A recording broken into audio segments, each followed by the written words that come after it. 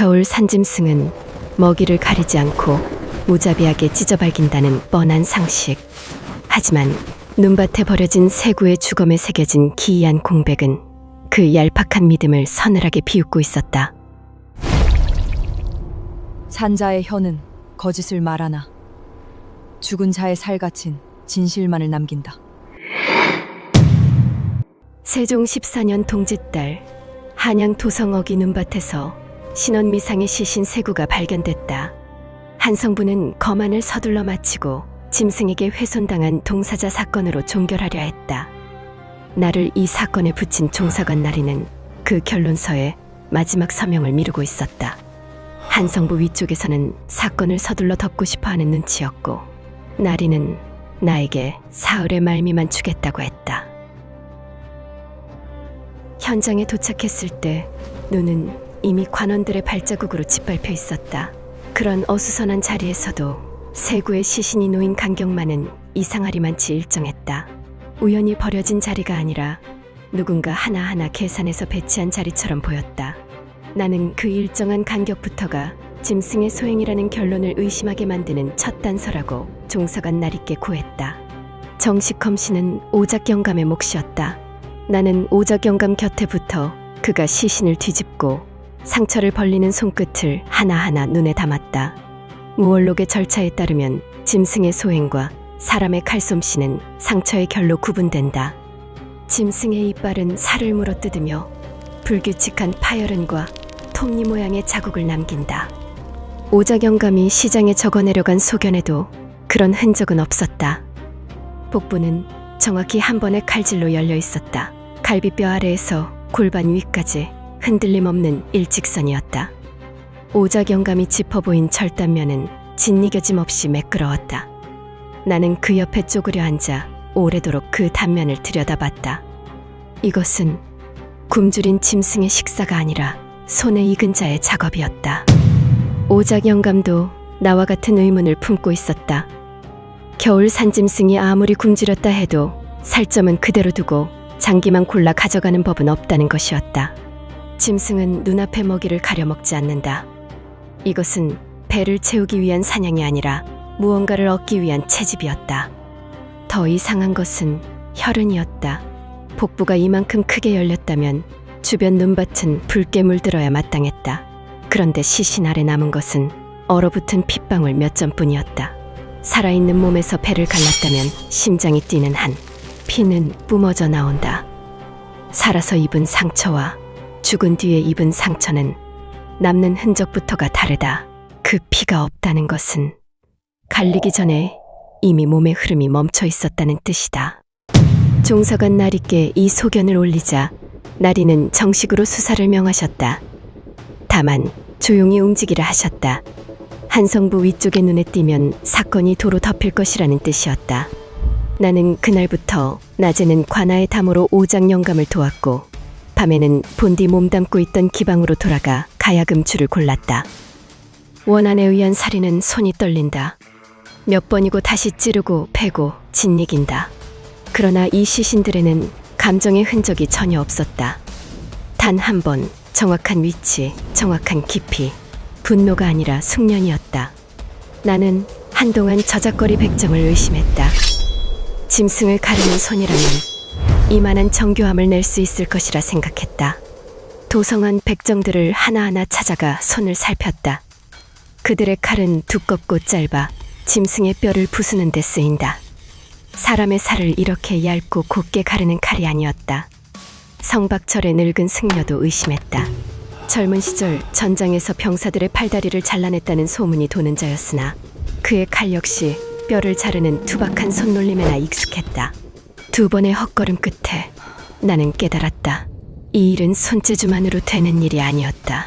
사람의 몸 안이 어떻게 생겼는지, 어디를 얼마나 갈라야 무엇이 나오는지를 아는 자, 즉 지식을 가진 자의 소행이었다. 나는 종사관 나리께 이 소견을 고하고 이제부터는 도구가 아니라 학문을 쫓겠다고 아뢰었다. 한성부는 신원 확인에도 성의가 없었다. 실종 신고와 대조에도 일치하는 자가 없다는 이유였다. 사대부가의 자제가 사라졌다면 벌써 온 도성의 포졸이 동원됐을 것이다. 나는 오작 영감이 남긴 시장을 다시 펼쳐 세구의 흔적을 하나씩 짚었다. 손마디가 굵고 굽은 노인, 손목에 오래된 노끈 자국이 남은 젊은 여인, 등뼈가 굽고 발바닥이 굳은 살로 덮인 앳된 소년이었다. 이름도 호적도 그들을 찾을 가족도 없는 이들이었다. 나는 저작거리의 거린들과 움막을 떠도는 불황자들을 하나하나 찾아다녔다.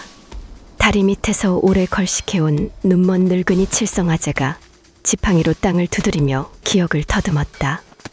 그는 갈라진 목소리로 말했다. 밤마다 죽 한 그릇 내주겠다고 꼬드기던 놈이 있었어. 따라간 것들은 하나도 안 돌아왔지.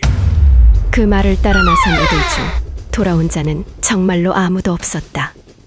이 도성의 법과 눈은 오직 이름 있는 자들을 향해서만 열려 있었다.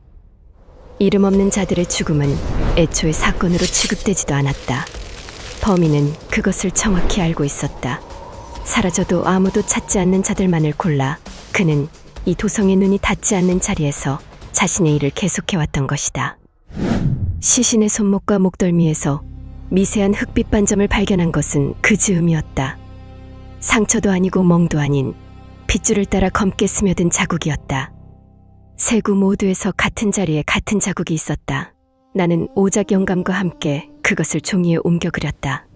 오작 영감은 이런 흔적을 예전에 약에 중독되어 죽은 자의 몸에서 본 적이 있다고 했다. 우리는 그 종이를 들고 해민서로 향했다. 해민서의 늙은 서리는 관아의 공문 없이는 약재 출납 문서를 내어줄 수 없다고 했다. 종사관 나리의 서명이 담긴 공문을 보인 뒤에야 그는 낡은 약장고의 출납 문서를 꺼내왔다. 초호와 천호, 투구꽃 뿌리의 출납이 최근 석 달 사이 유독 잦았던 흔적이 남아있었다. 한 사람의 서명 아래 반출된 약재의 양은 병자를 치료하는 데 쓰인다고 보기엔 지나치게 많았다. 나는 그 출납 기록을 도성한 다른 약방들의 장부와도 대조했다.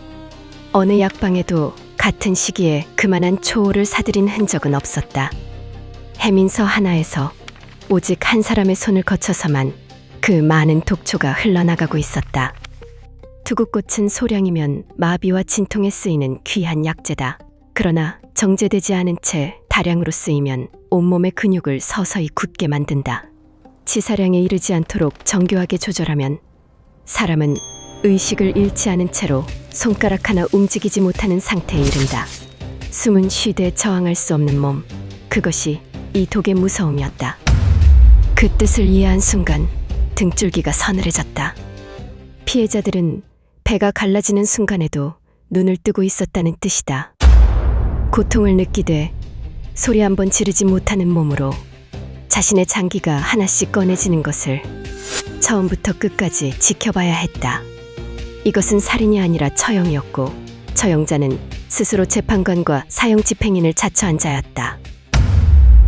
약장고 출납 문서에는 관리 책임자의 서명이 또렷했다. 해민서에서도 손꼽히는 의관, 인체의 구조를 누구보다 깊이 안다고 알려진 자의 이름이었다. 겉으로는 백성의 병을 살피는 어진 의원으로 이름이 높았다. 나는 이 소견을 종사관 나리께 올렸고 나리는 신중히 움직이라 명하며 은밀히 뒷조사를 이어가라 하셨다.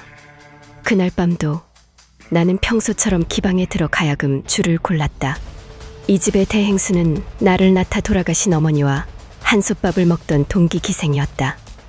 나에게는 어머니 대신인 뒷배였고 도성의 소문이 가장 먼저 모이고 가장 늦게 새는 귀이기도 했다.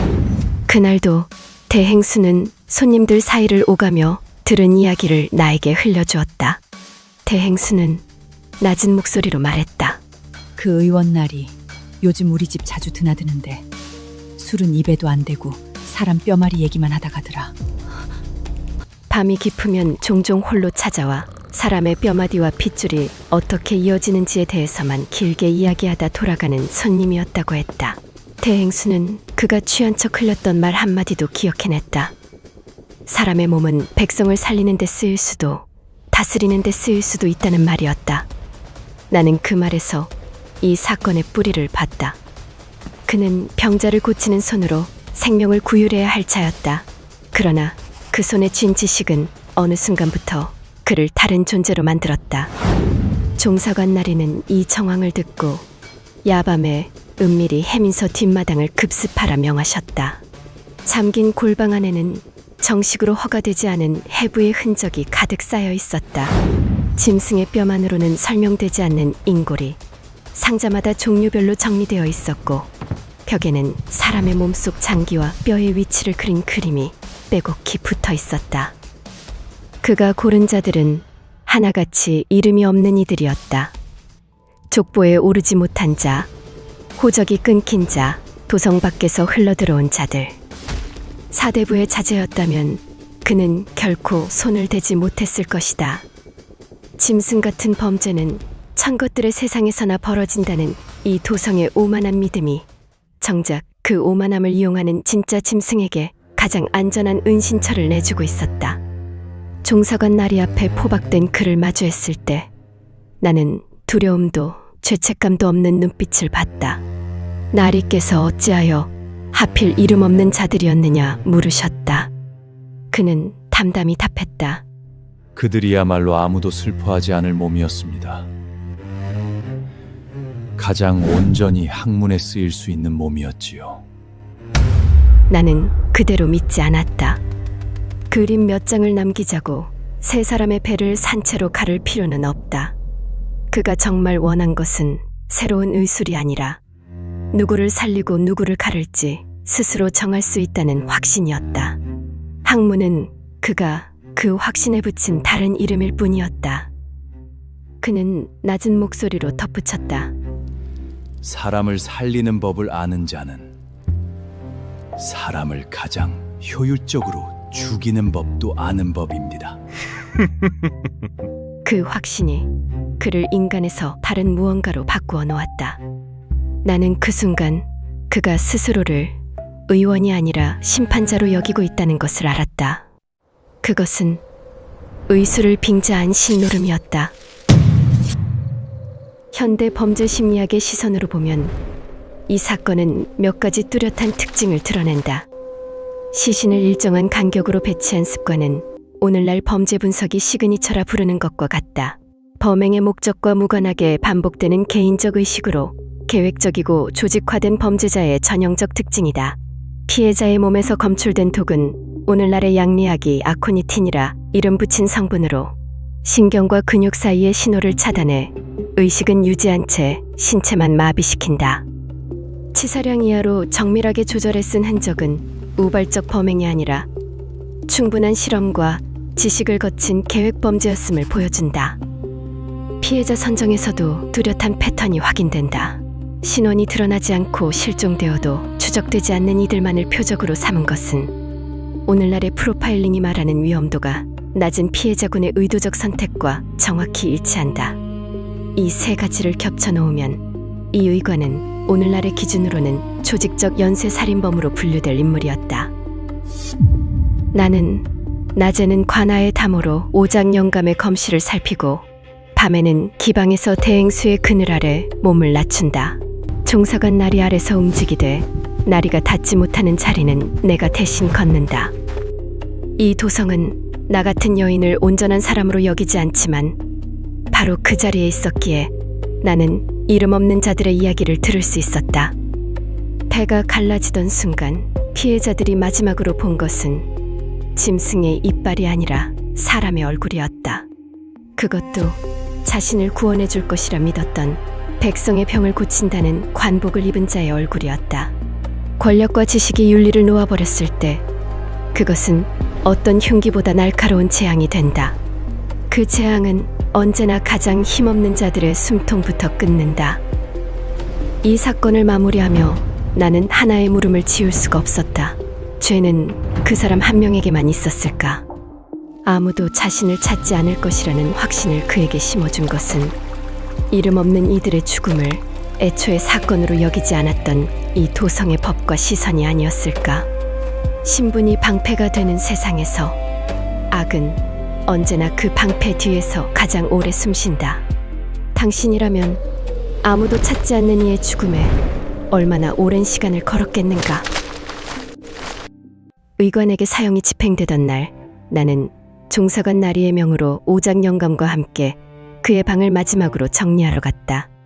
약재 출납을 기록한 문서 더미 사이에서 마지막 장이 누군가의 손에 의해 뜯겨나간 흔적을 발견했다. 그가 빼돌린 대량의 초호가 정확히 어디로 흘러갔는지 그 마지막 기록만이 답을 쥐고 있었을 것이다. 대행수를 통해 은밀히 오간 장부 한 귀퉁이에 그 약재의 일부가 좌의정 대감의 사가로 흘러들어갔다는 흔적이 희미하게 남아있었다. 이 사실은 아직 종사관 나리께도 고하지 않았다. 의관 한 사람의 광기로 덮기엔 이 사건의 뿌리는 생각보다 훨씬 깊은 곳까지 뻗어 있을지도 모른다. 이 흔적이 어디로 이어질지 그 짐작을 댓글에 남겨라. 감당할 자신이 없다면 여기서 멈춰도 좋다. 다만 끝까지 쫓겠다면 구독으로 내 뒤를 따라오라.